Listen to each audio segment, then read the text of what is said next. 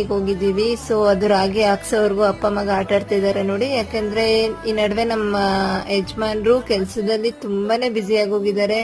So ನಮ್ ಜೊತೆ time spend ಮಾಡೋದ್ ಕಮ್ಮಿ ಆಗಿದೆ. ಸಿಕ್ಕಿರೋ ಟೈಮಲ್ಲಿ ಅವ್ರ ಜೊತೆ ಸ್ಪೆಂಡ್ ಮಾಡ್ತಾ ಇದೀವಿ.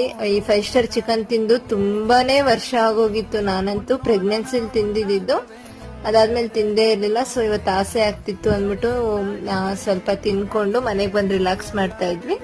ಅಷ್ಟರಲ್ಲಿ ಮನೆ ಹತ್ರ ಯಾರೋ ಪಟಾಕಿ ಹೊಡಿತಾ ಇದ್ರು. ಸೊ ಅದನ್ನ ನೋಡ್ಕೊಂಡು ನಿಂತ್ಕೊಂಡ್ವಿ. ಪಾಪು ಅಂತೂ ತುಂಬಾನೇ ಶಾಕ್ ಅಲ್ಲಿ ನೋಡ್ತಾ ಇದ್ದ ಸೌಂಡ್ಗೆ.